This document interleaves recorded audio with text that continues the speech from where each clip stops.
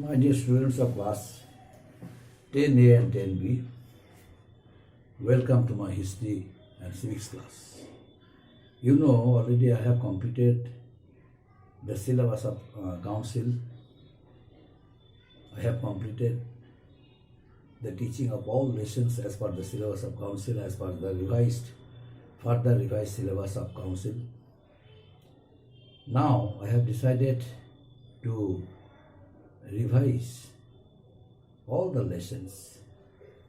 Initially, I would like to give you some instructions regarding the upcoming election you are going to take part. As per the syllabus, what I have already framed for the upcoming exam, you please follow the syllabus as I sent through Teno, and according to that topics, you get yourself fully prepared for it.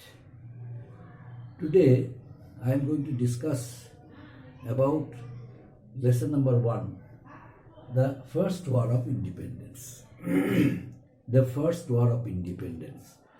You know, there are so many points, there are so many causes responsible for the First War of Independence. I have discussed, I have thoroughly taught in detailed form. Now, I am going to discuss this point in a very shortest form so that you just recall the memories, whatever you were taught in the beginning. Now, I am going to discuss about it. If you have any problem, any confusion, please ask me during live class.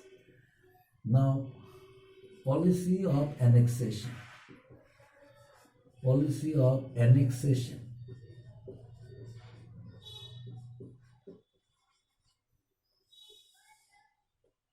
What is it? Policy of annexation.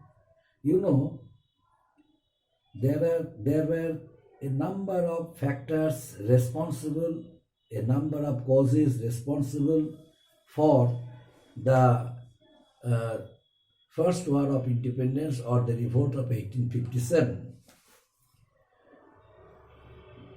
These were social, economic, religious, political, military, and of course immediate cause. These were the causes responsible for the revolt of 1857. Besides these factors and causes, other causes also were there, which led to the revolt of 1857. The policy of annexation, as I mentioned you earlier, the Indian rulers were upset for the policy of annexation of the British.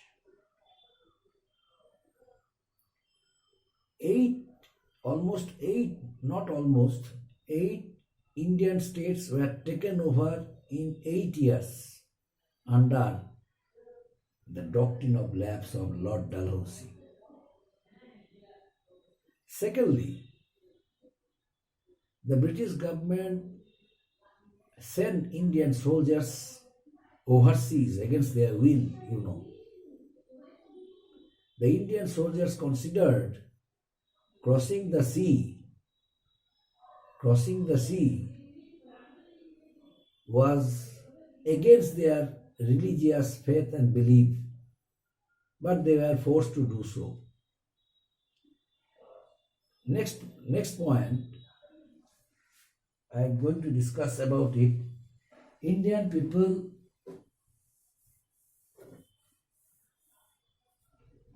were ill-treated by the British. They were ill-treated by the British. Naturally, they had turned against the British government. The British officials were paid large amount of salaries. On the contrary, Indians were excluded from high executive posts. all the Indian people who were against the British, they all were targeted by the British. Indian states also were targeted by the British. And later on, they were punished. You know, the last Mughal Emperor Bahadur Shah Zafar, a very respectable person, suddenly Lord Dalhousie, under one circular, announced that in the year 1849, that the successors of Bahadur Shah Zafar would not be permitted to use the Red Fort and was required to shift from Red Fort to a place near Qutub Minar. It harmed the sentiments of Indian Muslims because Bahadur Shah Zafar was the last Mughal emperor. In the year 1856, Lord Canning announced that after the death of Bahadur Shah, his successors would not be permitted to use the imperial titles with their names. It also harmed the sentiments of Indian Muslims. Nana Sahib, who was the adopted son of Bajirao II, the amount of pension which was paid to Bajirao II by the British after the death of Bajirao II, they stopped paying it to Nana Sahib, since Nana Sahib was not the legal heir to the throne of Bajirao II. It was due to the reason Nana Sahib felt very much insulted, and he travelled from Delhi to, Kanpur, Lucknow, and various places in order to collect the support of different people of India, different rulers of India against the system of British policy. Ultimately, he declared war against the British. Jhansi's Rani Lakshmibai also threw challenge for the Britishers as soon as her adopted son Anand Rao's demand was refused by the British. Now what happened to Jhansi? After the death of Rani's husband, as per the system and terms of the doctrine of lapse, the adopted son Anand Rao was not recognized to be a legal heir to the throne of Jhansi. As soon as the demand of Anand Rao was not accepted by the British, Rani Lakshmibai raised her sword against the British. Naturally, they met in a battlefield. Rani fought bravely. Tatia Tope also helped Rani. With the help of Tatia Tope, Rani Lakshmibai recaptured certain places, certain territories, and later some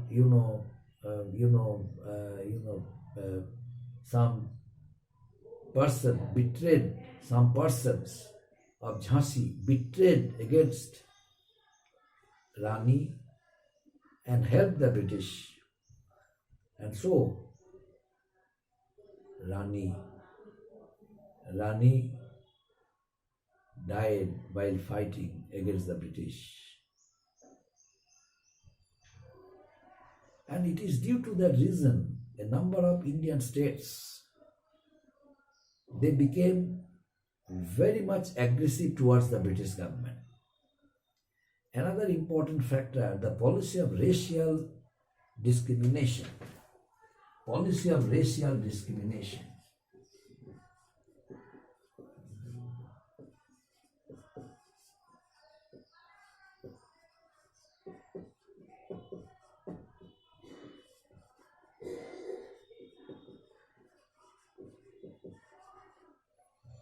policy of racial discrimination. The policy of racial discrimination. Racial discrimination. What is it? You know, the British adopted the policy of racial discrimination. The British considered themselves to be superior and Indians to be inferior to them, and always neglected them. No post was provided, no high post was provided for them but for the British people, British officials. The British officials drew large salaries. On the contrary, the Indian officers, they had no scope of promotion. They had no scope of being promoted to higher posts. It resented Indian people, Indian educated people. They all turned against the British government only because of that reason. Besides, the people of India, they all got themselves united against the oppressive rule, oppressive act of oppression of the British. The British had started interference in social traditions, in religious practice of the Indians.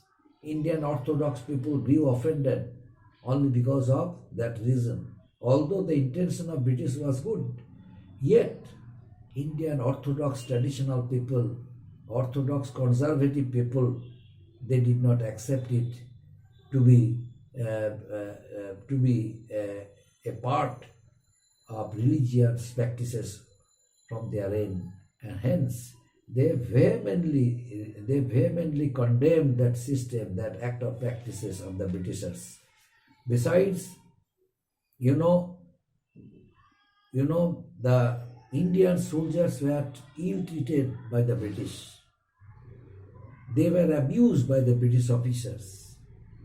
The British destroyed Indian handicraft industries. The British destroyed Indian art, Indian trade and commerce. At the same time, Indian peasants and farmers had lost their lands. The Indian artisans had been ruined only because of the British policy of oppression. It was due to that reason almost all people, they grew offended, and all these factors certainly created the atmosphere, certainly created the feeling of resentment against the British government, which prepared a concrete platform of revolt throughout the whole parts of India. Immediate cause, it is said that the cartridge of Enfield rifle had become an immediate cause of the first war of independence. Now, what is it? The Greece cartridge affair gave an immediate spark of the revolt of 1857. Now, what is the system exactly? Now I am going to discuss. The cartridge.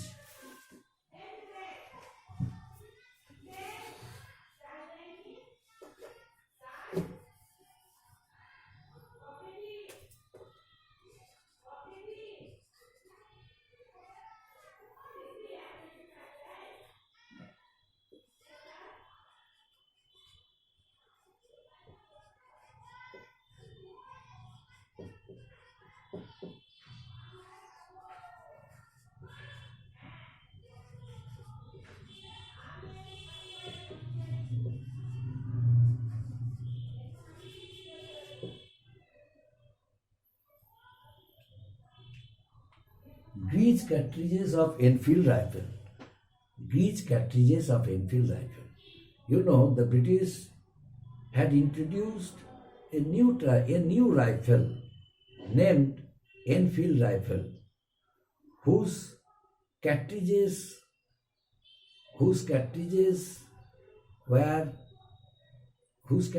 had a system, whose cartridges were covered with covered with greased paper. The British introduced a new rifle named Enfield rifle, whose cartridges was covered with grease paper, and this paper was to be beaten off before use. At the end,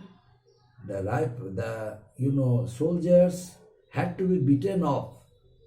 At the end of the paper, the soldiers had to be beaten off it before using it. Why? Because it was the system. There was a paper cover. The cartridges were covered with a paper cover, and this grease or this paper was made of, this grease or this paper was composed of beef and pig fat. Naturally, it harmed the religious sentiments of the Indian people. The Hindu rulers, they did not want to utilize it. They refused to use it, and ultimately, all the people of India, they felt insulted only for Indian soldiers. Indian soldiers and their sentiments was neglected by the Britishers. It harmed the sentiments of Indian people. The British had no regard to Indian religious sentiments, and ultimately the Indian people had turned against the British government. Another factor, there are so many factors, but out of it I discussed in a very shortest form, my dear students. It was Mangal Pandey, one soldier. For the first time, he refused to use its cartridges, but was ordered to use it, but he refused to use it. On the contrary, he killed 2 British officials. He was immediately, captured. His regiment was disbanded, and ultimately he was executed. That incident took place at Barakpur, and later on, the incident encouraged the soldiers of other parts of India. There was an incident took place in Meerut, then in Lucknow, then in Delhi. One after one, different places of India, they witnessed the active revolt under the soldiers of India against the British government. And at last, the Indian soldiers reached Delhi in front of the Red Fort. They requested the last Mughal Emperor Bahadur Shah Zafar to accept their leadership, and declared Bahadur Shah Zafar to be the Emperor of Hindustan, and encouraged him to take the leadership. Ultimately, Bahadur Shah Zafar decided to support the stance of Indian soldiers, since under the circular of Lord Canning of 1856, the successors of Bahadur Shah Zafar, after the death of Bahadur Shah Zafar, the successors of Bahadur Shah would be unable to utilize the imperial titles. In spite of being Mughals, they would be unable to utilize imperial titles with their names, and would be considered as mere princes. That's why the Muslims of India, they all strongly supported Bahadur Shah Zafar to accept the leadership of the Sipahis of India, since they gave him distinction, honor, the Emperor of Hindustan. Ultimately, Bahadur Shah Zafar took the leadership under the inspiration of his wife Jinat Mahal, because Jinat Mahal from the very, very beginning started plotting against the British. As soon as the sentiments of the Muslims, especially Mughal Emperor Bahadur Shah Zafar, when he was alive, the British harmed it. as the wife of Bahadur Shah Zafar, Zinat Mahal decided to decided to start a plotting against the British government. So, under the inspiration of Zinat Mahal, Bahadur Shah Zafar agreed to accept the leadership of whom? Of Indian soldiers. But unfortunately, Bahadur Shah Zafar failed to achieve success. As soon as the Indian sepoys were killed, as soon as the sepoy mutiny was suppressed by the British, Bahadur Shah Zafar took shelter in Humayun's tomb for about 1 month.